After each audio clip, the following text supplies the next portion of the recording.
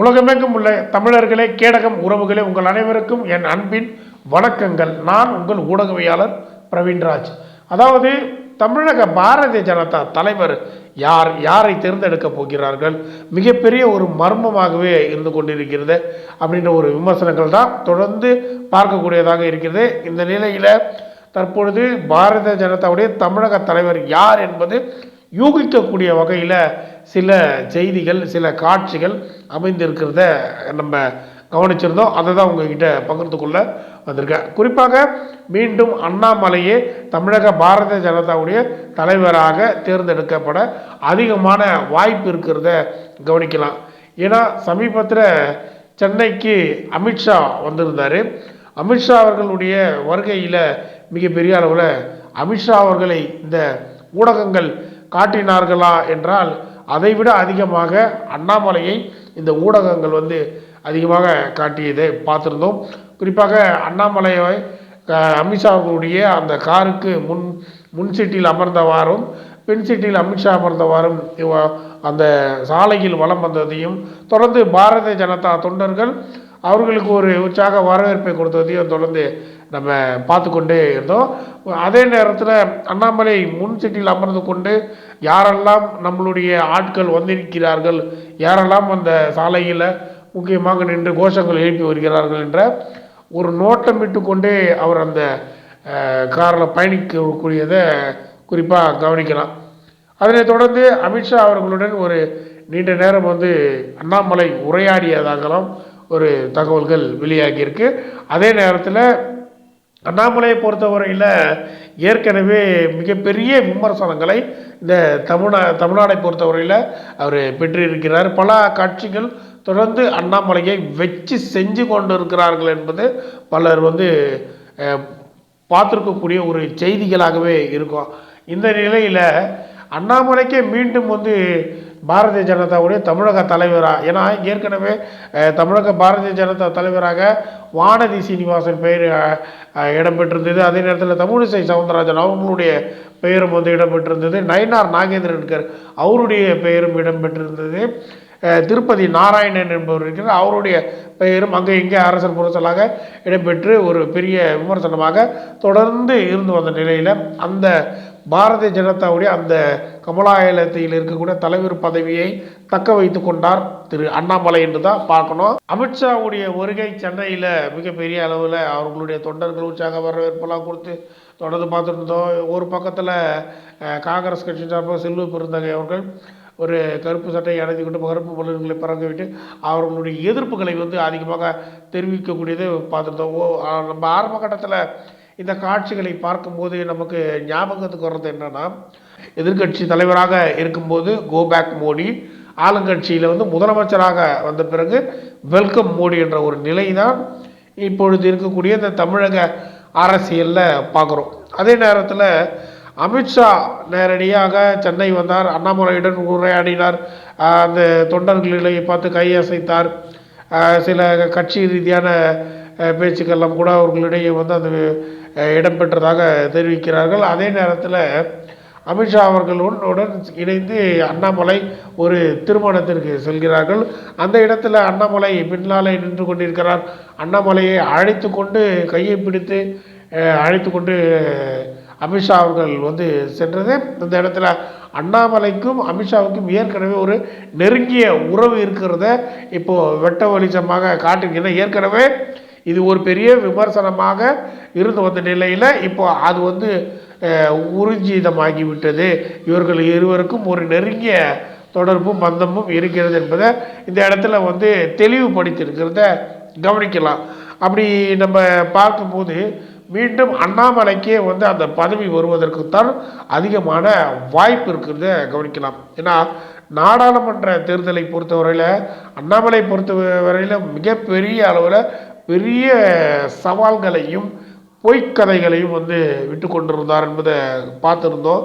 குறிப்பாக மிகப்பெரிய அளவில் நான் வெற்றி பெறுவேன் என்று அண்ணாமலை முழுகி கொண்டிருந்தார். பாரதிய ஜனதா பெரிய அளவில் ஒரு பெரிய மாற்றத்தை ஏற்படுத்தும் இந்த மாதிரியெல்லாம் பெரிய அளவில் பேசிவிட்டு அண்ணாமலை படுதோல்வி அடைந்தார். இந்த தமிழகத்தை பொறுத்தவரையில் பாரதிய ஜனதா 40 தொகுதிகளிலும் வந்து அவர்கள் எந்த தொகுதியிலெல்லாம் போட்டிட்டார்களோ அனைத்து தொகுதியிலுமே வந்து அவர்கள் வந்து படுதோல்வி அடைந்ததை கவனிச்சிருப்போம். அந்த வகையில் ஏற்கனவே அண்ணாமலை மீது ஏற்கனவே இத்தனை விமர்சனங்கள் இருக்கும்போது மீண்டும் எப்படி ஒரு பாரதிய ஜனதா தலைவராக மீண்டும் எப்படி உருவெடுப்பார், அந்த பதவி அவருக்கு எப்படி வந்து சேரும்? ஏன்னா இந்த நாடாளுமன்ற தோல்விக்கு பிறகு தமிழிசை சவுந்தரராஜனுடைய விமர்சனங்கள் வந்து மிகப்பெரிய அளவில் இருந்ததை கவனிச்சிருப்போம். அண்ணாமலைக்கும் தமிழிசை சவுந்தரராஜனுக்கும் ஒரு மிகப்பெரிய அளவில் கடுமையான வார்த்தை போர்கள் வந்து முற்றியது. இந்த வார்த்தை போர்கள் அதிகமாக முற்றி அது பெரிய விமர்சனமாக வரும்போது அமித்ஷா வந்து ஒரு நிகழ்ச்சியில் வெங்கையா நாயுடு அருகில் அமர்ந்திருப்பார். அமித்ஷா வந்து நிகழ்ச்சியில் அந்த பக்கமாக அந்த மேடையில் தமிழிசை சவுந்தரராஜன் நடந்து வருவார்கள். அப்பொழுது அமித்ஷா அவர்கள் தமிழிசை சவுந்தரராஜன் அழைத்து அவருக்கு ஒரு வார்னிங் கொடுத்த அது மாதிரி ஒரு வீடியோக்கள் வந்து வைரலானதை பார்த்துருப்போம். அந்த வீடியோவை பார்க்கும்போதே தெரிகிறது அமித்ஷா அவர்கள் ஒரு மிகப்பெரிய ஒரு காட்டமான முகத்தை வைத்துக்கொண்டு தமிழிசை சவுந்தரராஜனை மிகப்பெரிய அளவில் அந்த இடத்துல கோபமாக ஏதோ பேசியிருக்கிறார், திட்டியிருக்கிறார் என்பது அந்த வீடியோ பார்க்கும்போதே வந்து தெளிவுபடுத்தியதை கவனிக்கலாம். இப்போது அதெல்லாம் பார்க்கும்போது நிச்சயமாக அண்ணாமலைக்கும் அமித்ஷாவுக்கும் ஏற்கனவே ஒரு நெருங்கிய ஒரு பந்தமும் தொடர்பும் இருக்கிறது என்பது இப்போது ஊர்ஜிதமாக வெளிச்சமாக வந்திருக்கிறதுன்னு பார்க்கலாம். ஏன்னா தொடர்ந்து அந்த பாரதிய ஜனதா கட்சியை பொறுத்தவரையில் மிகப்பெரிய அளவில் அந்த கட்சி தலைவர் என்ற பதவிக்கு கடுமையான ஒரு போட்டி நிலவி வர்றதை கவனிக்கலாம். ஒரு பக்கம் வானதி சீனிவாசன், இன்னொரு பக்கம் தமிழிசை சவுந்தரராஜன், இன்னொரு பக்கம் நயனார் நாகேந்திரன், இன்னொரு பக்கம் திருமதி நாராயணன் சொல்லி அண்ணாமலை சொல்லி ஒரு மிகப்பெரிய ஒரு போட்டி அந்த கமலாலயத்துக்குள்ள நிலவி வரக்கூடிய இந்த நிலையில் இதில் வந்து இந்த 4 பேருக்கும் மிகப்பெரிய அளவில் ஒரு பெரிய ஏமாற்றத்தை கொடுக்கக்கூடிய வகையில் இப்பொழுது அமித்ஷா அவர்கள் வந்து அண்ணாமலை அழைத்து கொண்டு அந்த திருமணத்தில் நெருங்கி கையை பிடித்து நடந்து கொண்டு பக்கத்தில் போய் நின்று பேசியதெல்லாம் பார்க்கும்போது விரைவில் மீண்டும் தமிழக தலைவராக அண்ணாமலையே அறிவிக்கப்படுவாரா அப்படின்ற ஒரு சந்தேகம் வந்து எழ துவங்கி இருக்கிறத கவனிக்கலாம். அதே நேரத்தில் நாடாளுமன்ற தேர்தலில் ஏற்கனவே மிகப்பெரிய தோல்வி, ஏற்கனவே நிறைய வாயிலாம் விட்டு ரொம்ப ஒன்றுமே இல்லாமல் அந்த கட்சி போய்விட்டது. தமிழிசை சவுந்தரராஜன் தலைவராக இருந்தபோது நோட்டாக்கு வரையும் போனது அந்த கட்சி மிகப்பெரிய அளவில் விமர்சனங்களை எதிர்கொண்டது. நோட்டா கட்சி என்று பேசக்கூடிய அளவில் பாரதிய ஜனதா இருந்ததை பார்க்கலாம் தமிழகத்தை பொறுத்த வரையில். அப்படி இருக்கும்போது அண்ணாமலைக்கு இது ஒரு பெரிய ப்ளஸ்ஸாக மாறிவிட்டதுன்னு சொல்லலாம். தமிழிசை சவுந்தரராஜன் இருக்கும்போது நோட்டாவில் இருந்தது, நான் தலைவராக உருவெடுத்த பிறகு 4% வாக்குகளை நாங்கள் பெற்றிருக்கிறோம் என்று அண்ணாமலை அவர்களுடைய தலைமைக்கு தெரிவித்திருக்கிறது மிகப்பெரிய சிறுபலையை தான் இந்த இடத்துல கொண்டு வர்றது உண்டு. ஏன்னா அந்த 4% வாக்குகளும் வந்து பாரதிய ஜனதாவுக்கு வந்து கிடைச்ச வாக்குகள் கிடையாது என்பது தான் இந்த இடத்துல நம்ம துல்லியமாக கணிக்கக்கூடியதாக இருக்குது. ஏன்னா அந்த 4% வாக்குகளும் அந்த பாரதிய ஜனதா கட்சியில் அங்கம் பெற்றிருந்த பாட்டாளி மக்கள் கட்சியுடைய வாக்குகளும் சரத்குமார்லாம் கட்சியை கலைச்சிட்டு நேராக வந்து அந்த பாரதிய ஜனதாவில் இணைந்தார், அவர்களுடைய வாக்குகளும் மற்றும் இந்த டிடிவி தினகரன் போன்றவர்கள், ஓபிஎஸ் போன்றவர்கள்லாம் இந்த நாடாளுமன்ற தேர்தலில் பாரதிய ஜனதாவோடு இணைந்து பரப்புரை செய்தார்கள். அப்படிப்பட்டவர்களுடைய அந்த அபிமானிகளுடைய வாக்குகளும் தான் அந்த வேட்பாளர்களுக்கு போய் சேர்ந்ததை தவிர தனித்து பாரதிய ஜனதா தமிழகத்தில் போட்டியிட்டால் நிச்சயமாக மீண்டும் நோட்டாவுக்கே தள்ளப்படுவார்கள் என்பது தான் இப்போது இங்கே இருக்கக்கூடிய பெரிய விமர்சனமாக இருந்து கொண்டிருந்து பார்க்கலாம். தொடர்ந்து பல முயற்சிகளை செய்து வந்த அண்ணாமலையை கடைசியாக அவர் எடுத்த ஒரு பெரிய போராட்டமாக நம்ம பார்த்தது இந்த அண்ணா பல்கலைக்கழக பாலியல் விவகாரத்துக்கு எதிராக சாட்டை ஏடி போராட்டம் ஒன்று நடத்தி பெரிய அளவில் அந்த போராட்டம் வந்து தோல்வியில் முடிஞ்சதை பார்த்துருப்போம். அதே நேரத்தில் செருப்பு போட மாட்டேன்னு சொல்லி ஒரு பெரிய பகிரங்கமான ஒரு மிகப்பெரிய காமெடிகள்லாம் வந்து அண்ணாமலை செய்ததை பார்த்துருந்தோம். இப்படி தொடர்ந்து அண்ணாமலை ஒரு சிறுபலைகளை ஏற்படுத்தி கொண்டு இருக்கிற நிலையில் இப்பொழுது மிகப்பெரிய ஒரு சவால்களை வந்து தலைமைக்கு வந்து தெரிவிச்சிருக்காரு.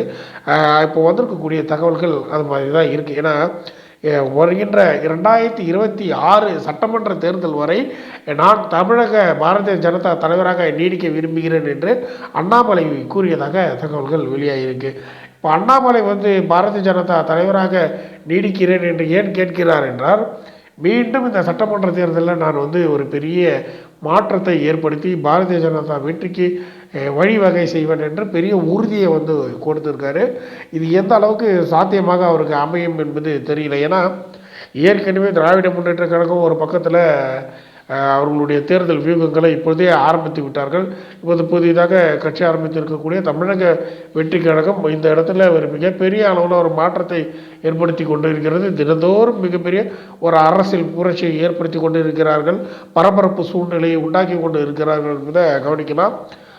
அண்ணா திராவிட முன்னேற்ற கழகத்தை பொறுத்தவரையில் ஏற்கனவே தமிழக வெற்றி கழகத்தோடு இணைந்து அவர்கள் கூட்டணியில் அங்கம் வகிப்பார்கள். இது போல பெரிய விமர்சனங்கள் இருந்து வரக்கூடிய நிலையில் அண்ணாமலையுடைய தேர்தல் வியூகம் எப்படி அமையும் என்பது இந்த இடத்துல நம்ம கவனிக்கக்கூடியதாக இருக்கு. ஏன்னா ஏற்கனவே எடப்பாடியார் கூறியிருக்கக்கூடிய கருத்து என்னென்னா, அண்ணாமலை இருக்கும் வரைக்கும் பாரதிய ஜனதாவில் கூட்டணி வைக்க மாட்டேன் என்பதை தான் அவர் தெரிவிச்சிருக்கார். ஏற்கனவே இந்த நாடாளுமன்ற தேர்தலில் ஒரு தேர்தல் வியூகம் அண்ணாமலை அமைத்திருந்தார். அந்த வகையில் பாட்டாளி மக்கள் கட்சி, அமமுக, ஓபிஎஸ் போன்றவர்கள் அந்த கட்சியில் இணைந்து ஒரு பெரிய மாற்றத்தை ஏற்படுத்தும் படுதோல்வியில் போய் முடித்தார்கள். அந்த வகையில் தான் மீண்டும் ஒரு பெரிய ஏமாற்றத்தை மீண்டும் அந்த பாரதிய ஜனதா தலைமைக்கு கொடுக்க அண்ணாமலை காத்திருக்கிறார் என்பதை இந்த இடத்துல கவனிக்கலாம். அந்த வகையில் பார்க்கும்போது நிச்சயமாக மீண்டும் அண்ணாமலைக்கு தான் பாரதிய ஜனதா தலைவர் கொடுப்பதற்கும் அதிகமான வாய்ப்பு இருக்கிறத கவனிக்கலாம். ஏன்னா அமித்ஷாவுடைய அந்த நெருங்கி பேசியதும் பழகியதும் அவரிடம் இருந்த அந்த நட்புறவும் தொடர்ந்து கவனிக்கும் போது நிச்சயமாக அண்ணாமலைக்கு மீண்டும் அந்த வாய்ப்பு கொடுப்பார்கள் என்பதை எதிர்பார்க்கக்கூடியதாகவே இந்த இடத்துல இருக்கிறது. தொடர்ந்து தமிழகத்தில் மிகப்பெரிய அரசியலை அவர்கள் மாற்றத்தை ஏற்படுத்துவார்கள் என்பதெல்லாம் அவர்கள் தரப்பில் இருக்கக்கூடிய ஒரு பெரிய கருத்தாக இருந்தாலும், மீண்டும் இந்த சட்டமன்ற தேர்தலை பொறுத்தவரையில் அண்ணாமலையுடைய மிகப்பெரிய அரசியல் வியூகமாக இருக்கக்கூடியது என்ன என்று பார்த்தால், மீண்டும் இந்த நாடாளுமன்ற தேர்தலில் அவர்கள் வைத்திருந்த அந்த கூட்டணியை மீண்டும் உருவாக்குவதற்கு அதிகமான வாய்ப்புகள் இருக்கிறத இந்த இடத்துல கவனிக்கலாம். இதில் குறிப்பாக நாம் தமிழர் கட்சி பாரதிய ஜனதாவுடன் இணைந்து களமாடுவதற்கு அதிகமான வாய்ப்பு இருக்கிறத கவனிக்கலாம். அந்த வகையில் பார்க்கும்போது நாம் தமிழர் கட்சி, பாரதிய ஜனதா, பாட்டாளி மக்கள் கட்சியெல்லாம் சேர்ந்து ஒன்றிணைந்து இந்த சட்டமன்ற தேர்தலை அவர்கள் சந்திப்பார்கள் என்பதை எதிர்பார்க்கலாம். ஏன்னா ஏற்கனவே நாடாளுமன்ற தேர்தலில் ஒரு அரசியல் வியூகம் அமைத்தார் அண்ணாமலை அமைத்த அந்த அரசியல் வியூகம் மிகப்பெரிய தோல்வியில் முடிந்தது. ஆனாலும் பாட்டாளி மக்கள் கட்சியுடைய அந்த வாக்குகளும், அமமுகவுடைய வாக்குகளும், ஓபிஎஸ் ஆதரவாளர்களுடைய வாக்குகளும் அந்த மிகப்பெரிய அளவில் அந்த கட்சிக்கு ஒரு 4% வாக்குகளை கொண்டு சேர்ப்பதற்கு பாரதிய ஜனதா நாங்கள் வாங்கிய வாக்குகள் என்று சொல்வதற்கும் ஒரு மிகப்பெரிய அடித்தளமாக அந்த நாடாளுமன்ற தேர்தல் அமைந்தது பார்க்கலாம். அந்த ஒரு கூட்டணியே மீண்டும் இந்த சட்டமன்ற தேர்தலையும் பயணிக்கிறதுக்கு அதிகமான வாய்ப்பு இருக்கிறத கவனிக்கலாம். குறிப்பாக இப்பொழுது ஏற்பட்டிருக்கக்கூடிய திடீர் பாசங்கள் சீமானுக்கு அண்ணாமலை மீது பாசம், அண்ணாமலைக்கு சீமான் மீது பாசம், சீமானுக்கு எச்ராஜா மீது பாசம், எச்ராஜாக்கு சீமான் மீது பாசம், சீமானுக்கு தமிழிசை சவுந்தரராஜன் மீது பாசம், தமிழிசை சவுந்தரராஜனுக்கு சீமான் மீது பாசம். இது மாதிரி தொடர்ந்து பாச பிணைப்புகளாக இப்போது இவர்கள் இருக்கக்கூடியதை பார்த்தா தொடர்ந்து ஒருவருக்கு ஒருவர் விட்டு கொடுக்காமல் பெரியார் எதிர்ப்பை பொறுத்தவரையில் மிகப்பெரிய அளவில் அவர்கள் பாசத்தை பொழிந்து கொண்டிருப்பதை பார்த்தால் நிச்சயமாக 2026 சட்டமன்ற தேர்தலை பொறுத்தவரையில் ஏற்கனவே அவர்கள் அந்த நாடாளுமன்ற கூட்டணி வியூகம் அமைத்தார்கள் அல்லவா, அதில் இந்த நாம் தமிழர் கட்சி இணைந்து கொள்வதற்கு அதிகமான வாய்ப்புகள் இருக்கிறத கவனிக்கலாம். அந்த வகையில் பார்க்கும்போது பாரதிய ஜனதா நிச்சயமாக இந்த மாதிரியான ஒரு கூட்டணி கையாளுவதற்கு அதிகமான வாய்ப்பு இருக்கிறது. பாட்டாளி மக்கள் கட்சி, நாம் தமிழர் கட்சி, அமமுக, ஓபிஎஸ் ஆதரவாளர்கள் இது மாதிரியான ஒரு கூட்டணியை சட்டமன்ற தேர்தலில் உருவாக்கி இவர்கள் களமாடுவதற்கு அதிகமான வாய்ப்புகள் இருக்கிறத கவனிக்கலாம். இந்த இடத்துல நாம் தமிழக வெற்றி கழகம் இணையுமா என்றால் நிச்சயமாக இணையாது என்பது தான் இதில் நம்ம தெரிந்து கொள்ளக்கூடியதாக இருக்கிறது. தொடர்ந்து ஒன்றிய அரசை மிகப்பெரிய அளவில் விமர்சனம் செய்யக்கூடியவராக அந்த தாவேகா தலைவர் விஜய் அவர்களை நம்ம பார்த்து கொண்டிருக்கிறோம். மாநாட்டிலே மிகப்பெரிய அளவில் விமர்சனம் செய்திருந்தார். அவர் நடித்த படங்கள்லேயே இந்த ஜிஎஸ்டி குறித்தெல்லாம் வந்து மிகப்பெரிய அளவில் விமர்சனம் செய்திருந்தார். நீட் தேர்வை எதிர்த்து விமர்சனம் செய்திருந்தார். இப்பொழுது வெளியாகி இருக்கக்கூடிய அந்த ஒன்றிய அரசின் பட்ஜெட்டை குறித்தும் கூட மிகப்பெரிய அளவில் விமர்சனங்களை தொடர்ந்து முன்வைத்து கொண்டே இருக்கிறார் என்பதை விஜய் அவர்களை பொறுத்தவரையில் பார்க்கலாம். அந்த வகையில் பார்க்கும்போது விஜய் அவர்களுடைய இந்த அரசியல் வியூகம் நிச்சயமாக இந்த மதவாதி சக்திகளுக்கு எதிரான ஒரு அரசியலாகத்தான் வந்து ஒரு சரியான அரசியலாகத்தான் இருக்கும் என்பதை இந்த இடத்துல கணிக்கக்கூடியதாக இருக்குது. தொடர்ந்து இந்த இடத்துல பார்க்கும்போது நிச்சயமாக அதிமுகவுடன் விஜய் வந்து இணைவாரா இணைய மாட்டாரா என்பதெல்லாம் வந்து அந்த நேரத்தில் வரக்கூடிய அந்த கூட்டணிகளை பொறுத்து தான் அமையும் என்பதை பார்க்கலாம். ஏன்னா விஜய் அவர்களை பொறுத்தவரையில் முதல் தேர்தலை சந்திக்க இருக்கிறார். முதல் சட்டமன்ற தேர்தலை கட்சி துவங்கி முதல் சட்டமன்ற தேர்தலை சந்திக்க இருக்கிறார் என்பது அனைவருக்கும் தெரிந்து கொண்டு தான். அந்த வகையில் விஜய் அவர்கள் தான் முதலமைச்சர் ஆக வேண்டும் என்ற அடிப்படையில் தான் கட்சியை துவங்கினார். தன்னுடைய கூட பயணிக்கக்கூடியவர்கள் எம்எல்ஏ ஆக வேண்டும், அமைச்சர்கள் ஆக வேண்டும் என்பதுதான் அவருடைய மிகப்பெரிய எண்ணமாக இருக்கும். அந்த வகையில் பார்க்கும்போது நிச்சயமாக முதலமைச்சர் வேட்பாளராக விஜய் அவர்கள் தான் களமாடுவார் என்பதை எதிர்பார்க்கலாம். ஏன்னா அவருடைய மாவட்ட செயலாளர்கள் பல இடத்துல கூறி வரக்கூடியதை கவனிக்கலாம். அண்ணனை முதலமைச்சராக, தளபதியை முதலமைச்சராக அமர வைப்பது தான் எங்களுடைய ஒரே குறிக்கோளாக இருக்கிறது என்று பல மாவட்ட செயலாளர்கள் வந்து பேசி கொண்டிருக்கிறத கவனிக்கலாம். அந்த வகையில் பார்க்கும்போது நிச்சயமாக அதிமுகவுடன் கூட்டணி சேர மாட்டார்கள் என்பதை கவனிக்கக்கூடியதாக இருக்கிறத பார்க்கலாம். அந்த வகையில் அதிமுக கண்டிப்பாக விஜய் அவர்களை முதலமைச்சராக ஏற்றுக்கொண்டு அவர்கள் வந்து கூட்டணியில் வந்து இணைய மாட்டார்கள் என்பது இந்த இடத்துல இரண்டு முரண்கள் வந்து தெரியக்கூடியதே இந்த இடத்துல கவனிக்கக்கூடியதாக இருக்குது. அப்படி பார்க்கும்போது திமுக ஒரு புறத்திலும் அதிமுக இன்னொரு புறத்திலும் பாஜக ஒரு புறத்திலும் கூட்டணி கிட்டத்தட்ட ஒரு 5 முனை போட்டி இந்த இடத்துல நிலவுவதற்கு அதிகமான வாய்ப்பு இருக்கிறது. இடதுசாரிகள் நிச்சயமாக விஜய் பக்கம் திரும்புவதற்கு அதிகமான வாய்ப்புகள் இருக்கிறத கவனிக்கலாம். குறிப்பாக தேசிய கட்சிகளாக இருக்கக்கூடிய காங்கிரஸ் கட்சிகளும் ஏற்கனவே விஜய்க்கு ஆதரவு குரல்களை வந்து எழுப்பி வருகிறார்கள். இந்தியா கூட்டணியில் விஜய் வந்து இணைய வேண்டும் என்றெல்லாம் வந்து அவர்கள் வந்து ஒரு வரவேற்பை வந்து அவருக்கு கொடுத்திருக்கிறார்கள் என்பதை பார்க்கலாம். அழைப்பை கொடுத்திருக்கிறார்கள் என்பதை பார்க்கலாம். அதே நேரத்தில் திருமாவளவன் அவர்களை பொறுத்தவரையில் ஏற்கனவே திமுக கட்சியின் மீது மிகப்பெரிய அளவில் அதிருப்தியில் தான் இருந்து வருகிறார். அதற்கு ஒரு எடுத்துக்காட்டாக இந்த வேங்கை வயல் விவகாரத்தை எடுத்துக்கொள்ளலாம். அதில் மிகப்பெரிய அளவில் அவருடைய அதிருப்தியை வெளிப்படுத்தி இருக்கிறார் என்பதை கவனிக்கலாம். அந்த வகையில் பார்க்கும்போது நிச்சயமாக ஒரு 5 முனை போட்டிகள் நிலவினாலும் நிச்சயமாக ஒரு மிகப்பெரிய ஒரு பரபரப்பான அரசியல் சூழ்நிலையை இந்த தமிழகத்தை பொறுத்தவரையில் ஒரு பரபரப்பான அரசியல் சூழ்நிலையை ஏற்படுத்தும்.